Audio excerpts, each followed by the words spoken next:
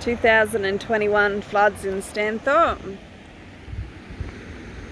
It's the 11th of November 2021. This has gone down about 5 metres already today, so you can imagine this morning how far up it was.